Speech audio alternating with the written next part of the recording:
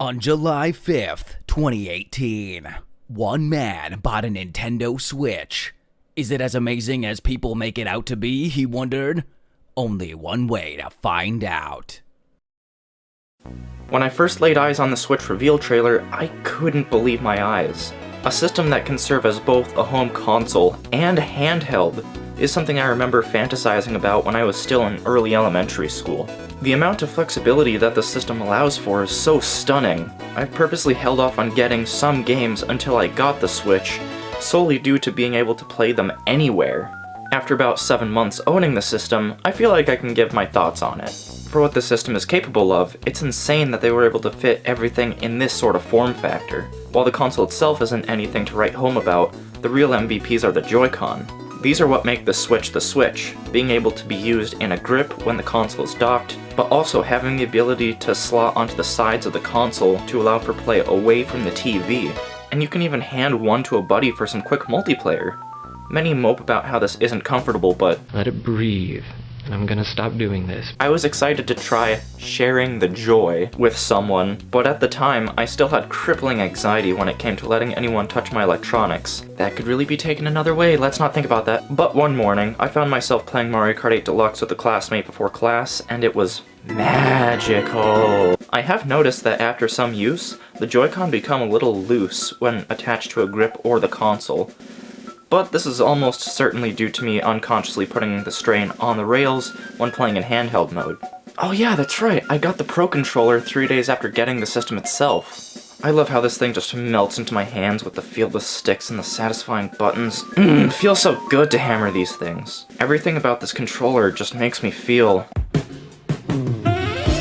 Plus, the 40-hour battery life means that if you put it charging right as you're taking a break, you'll never have to worry about it giving out on you in the middle of your play session. Who on earth wrote this script?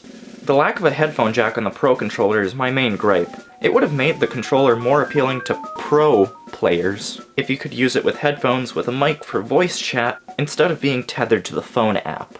While the Pro Controller is great, it's certainly not required.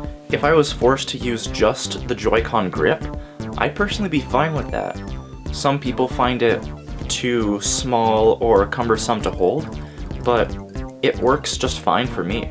I actually prefer using the grip over the Pro Controller with Splatoon 2. You get the clicky feedback with the buttons that you don't get with the Pro Controller's mushy buttons. And I find it easier to switch between using the right face buttons and the right stick with the grip compared to the Pro Controller. Many people have complained about stick or gyro drift or odd connection issues, but I have not experienced any of this myself.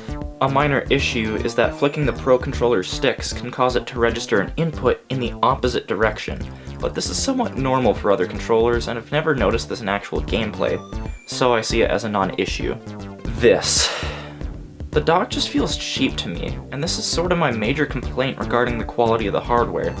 It feels like Nintendo put so much time into getting these right that they just sort of forgot about the dock. Due to waiting a year and a half after the system's launch, I knew that the dock was prone to scratching the system, so I bought a tempered glass screen protector with the console and slapped it on ASAP. I was originally going to get a dock sock instead, but having the protection on the console itself means that I can plop it in a friend's dock with no worries. But really, this should not have been an issue in the first place. Also, this is certainly me, but every time I go to pull the console out of the dock, I don't understand what direction is up. I either angle it towards or away from me. I would complain about the 32 gigs of onboard storage, but I've had a 200 gigabyte microSD card waiting and ready since Black Friday of 2017, so storage is yet to be an issue for me.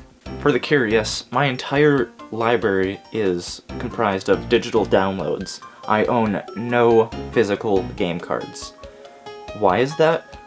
I just love the convenience of digital, knowing that when I have my system, I have access to every single one of my games just at the touch of a button.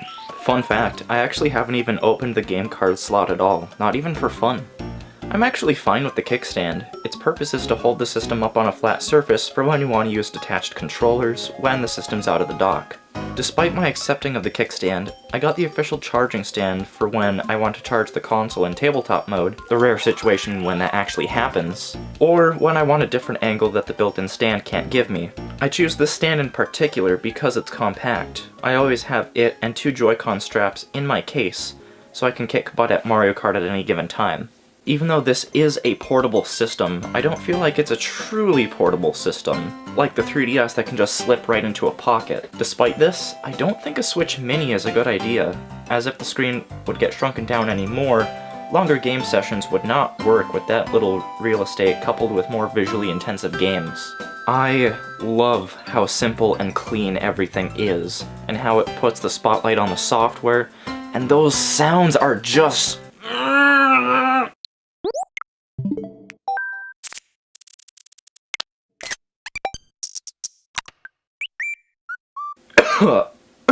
so good. It's impressive that this OS takes up such little space. They clearly went for efficiency and put the focus on the games. As such, let me discuss some of the games I've played on the system. Yeah, it's fantastic. I do feel that some parts and ideas could be expanded upon even more, but there has been some talk about Odyssey 2 being a thing, so I don't mind. But why is the ability to see the locations of regional currency locked behind an amiibo? Albeit, it is probably the best amiibo, but still, it's locked behind an amiibo. It should just be a feature that doesn't require a physical extra item. As someone who never owned a Wii U, it was great being able to play this game on my own for the first time. The game was solid enough back in 2014 that game mechanics were generally untouched for this update. They really should have used Mario Kart 8 as the framework for a new Mario Kart, but I'm fine with this. I've wanted to get into Splatoon since the first game, but again, I never owned a Wii U. I absolutely love this game, especially the single-player campaigns. I'm still trying to learn how to play the multiplayer mode, but I'm gradually playing less and less like a fetus. This is my first experience with the Crash series, and even though I've just been playing the first game, it's been fun but at the same time frustrating. These camera angles are not always the greatest. This is an odd one. Again, never got to play it on Wii U. It's a perfectly fine game, but I hate how many secrets are hidden in the walls. It just feels lazy. Personally, I feel that New Super Mario Bros. 2 is the best one in the new Soup series. Also, with Mario Maker 2 coming out on the Switch in June, it's gonna make NSMBU Deluxe kind of a pointless purchase. I say kind of, there's still some merit to it that I may touch on in the future. It's Smash Brothers on the Switch. What else can I say besides it's fantastic? World of Light is definitely a slog though. By the way, I've barely even played online in Smash Ultimate. I'm mainly focusing on the single player content for the time being.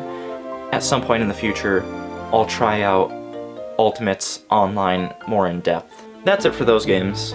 I may or may not make videos on certain ones in the future, so that's why some of my comments were more shallow dives. Some people are complaining that some Switch titles are more or less Wii U ports. I don't think this is necessarily a bad thing. In fact, I view the Switch as a sort of Wii U 2.0. Both let you play games off of the TV screen, but one of them actually allows you to play completely away from the house, as opposed to being tethered to the central console. Plus, many Wii U titles were phenomenal games that never truly got to see the light of day because of the console's poor sales. However, the fact that most, if not all of these games that were originally on Wii U are at full price is the true definition of price gouging. I absolutely adore the concept and execution of this device. As someone who has grown up with portable gaming, being able to take console-quality games on the go still fills me with this indescribable positive emotion. It's just a shame that the Switch has sort of ruined me. I don't really want to buy games that aren't on the Switch, solely because of the portability factor.